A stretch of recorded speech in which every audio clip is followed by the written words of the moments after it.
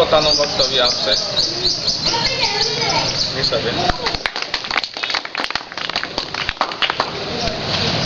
પરમ પૂજ્ય ગુરુજનો તથા વાલા વિદ્યાર્થી ભાઈઓ અને બહેનો, આજના વિદાય સમારંભને અનુરૂપ હું થોડું કહીશ કે વિદાય શબ્દ એવો જ છે કે જેનું નામ આવતા વાતાવરણ અને માણસો ગમગીન બની જાય છે.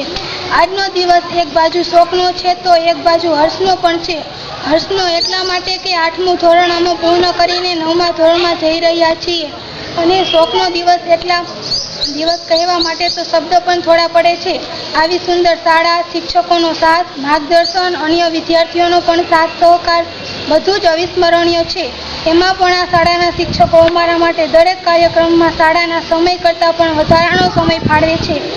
એવા શિક્ષકો તો મેં બીજે ક્યાંય જોયા નથી. અમારા ક્લાસ ટીચર કિરણ સાહેબ તો શાળાના અભ્યાસ ઉપરાંત પણ વધારાના સમયમાં અમને દરરોજ અભ્યાસ માટે બોલાવતા અને કિંમતી સમય ફાળવતા.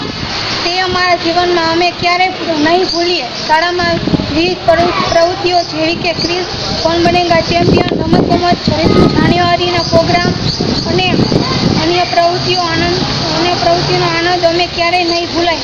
બધા શિક્ષકોએ અમને સાચા રાહ પર ચાલવાનું શીખવ્યું છે. તે બદલ અમારા આજના ધોરણ વતી બધાની આભારી છું.